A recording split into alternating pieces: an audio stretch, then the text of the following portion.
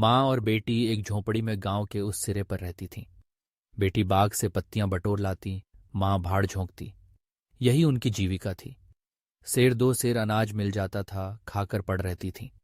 माता विधवा थी, बेटी कुंवारी। घर में और कोई आदमी न था। माँ का नाम गंगा था, बेटी का गौरा। गंगा को कई साल से यह चिंता लगी हुई थी कि कहीं गौरा की सगाई हो जाए, लेकिन कहीं बात पक्की न होती थी। अपने पति के मर जाने के बाद गंगा ने दूसरा घर नहीं बसाया। इससे लोगों को संदेह हो गया कि आखिर इनका गुजारा कैसे होता है। धीरे धीरे यह संदेह बढ़ता गया और बिरादरी में कोई गौरा से सगाई करने को तैयार न होता। एक दिन एक परदेशी गांव से होकर निकला। रात हो गई और वह गंगा के घर आ पहुंचा। गंगा ने उसका आदर सत्कार किया। परदेशी, जिसका नाम मंगरू था, गौरा को देखकर मोहित हो गया। कुछ ही दिनों में उसकी सगाई गौरा से हो गई और वह वहीं रहने लगा। लेकिन कुछ समय बाद मंगरू के कानों में गांव वालों की बातें पड़ने लगीं। संदेह और अफवाहों के चलते वह एक रात गौरा को छोड़कर चला गया। गौरा को इसकी कोई खबर नहीं थी।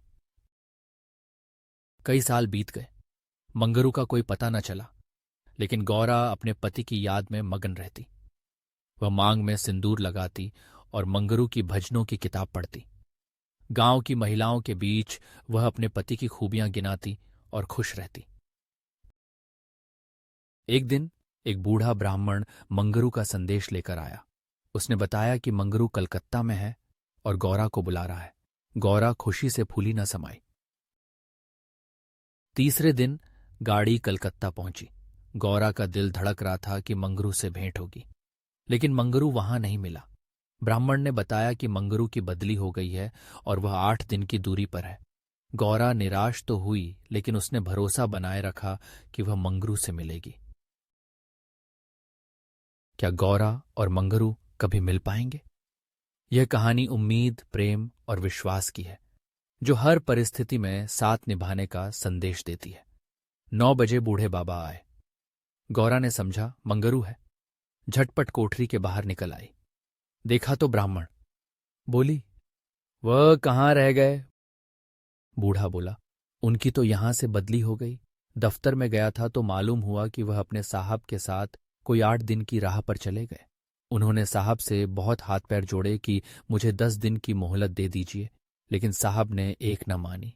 मंगरू यहां लोगों से कह गए हैं कि घर के लोग आए तो मेरे पास भेज देना। अपना पता दे गए कि हूं। गौरा ने पूछा, कितने दिन में जहाज पहुंचेगा? बूढ़ा बोला, 8-10 दिन से कम न लगेंगे, मगर घबराने की कोई बात नहीं। तुम्हें किसी बात की तकलीफ नहीं होगी। अब तक गौरा को अपने गांव लौटने की आशा थी। उसे लगता था कि कभी न कभी वह अपने पति को वहां खींच ले जाएगी। लेकिन जब जहाज पर बैठी तो ऐसा लगा मानो देश से सदा के लिए नाता टूट रहा है। घाट पर देर तक खड़ी रोती रही। शाम को जहाज खुला। उस समय गौरा का हृदय भय और नैराश्य से भर उठा। उसे लगने लगा कि न जाने किस देश जा रही हूं और उनसे भेंट भी होगी या नहीं। जहाज पर और भी मुसाफिर थे। कुछ स्त्रियां भी थीं, लेकिन उनमें अधिकतर गाली गलौज करतीं, जिससे गौरा को उनसे बातें करने की इच्छा न होती। केवल एक स्त्री उदास दिखाई दी। गौरा ने उससे पूछा, तुम कहाँ जा रही हो बहन? उस स्त्री की आंखें भर आईं। उसने कहा, कहाँ बताऊं बहन, जहां भाग्य ले जा रहा है। तुम कहाँ जा रही हो? गौरा बोली, मैं तो अपने मालिक के पास जा रही हूं। जहाज जहां रुकेगा वह वहीं नौकर है। यह सुनकर वह स्त्री बोली, बहन, कहीं तुम्हें भी तो कोई बहकाकर नहीं लाया है? तुम घर से किसके साथ आई हो? गौरा ने कहा, मेरे आदमी ने कलकत्ता से आदमी भेजकर मुझे बुलाया था। स्त्री बोली, वही लंबा दुबला पतला बूढ़ा जिसकी एक आंख में फूली पड़ी हुई है? गौरा ने कहा, हाँ वही। क्या तुम उसे जानती हो? स्त्री ने रोष में कहा, उसी ने तो मेरा भी सर्वनाश किया। यह सुनते ही गौरा के प्राण भीतर ही समा गए। उसे समझ आ गया कि वह बूढ़ा ब्राह्मण दगाबाज था। उसके मन में विचार आया, अब मैं क्या करूं? मेरी सारी आशाएं इस जल नौका के साथ ही डूब रही हैं। रात के समय गौरा और उसकी संगिनी समुद्र की अनंत लहरों को देखती रहीं। गौरा ने सोचा, भगवान, अगर मुझे यही यातना देनी थी तो मुझे जीवन क्यों दिया? तुम्हें दुखियों पर दया क्यों नहीं आती?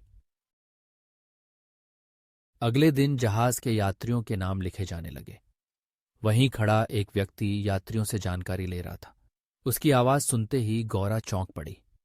उसने देखा, यह मंगरू था। हाँ, उसकी सूरत बदल गई थी। बाल खिचड़ी हो गए थे, गाल पिचके हुए थे, लेकिन वह मंगरू ही था। गौरा की आंखों में आंसू आ गए। उसने सोचा, क्या यह स्वप्न है? पर यह सच था। मंगरू उसके सामने खड़ा था। मंगरू ने उसे पहचान लिया और लपक कर उसका हाथ पकड़ लिया। वह बोला, गौरा, तुम यहां कैसे? मुझे कैसे ढूंढ लिया? गौरा रोते हुए बोली, तुमने ही तो बुलाया था। मंगरू हैरान होकर बोला, मैंने तो किसी को नहीं बुलाया। गौरा की सारी उम्मीदें टूट चुकी थीं, लेकिन उसने खुद को संभाला। मंगरू के पास खड़ी होकर उसने कहा, अब मैं यहीं रहूंगी। जहां तुम हो वहीं मेरा घर है।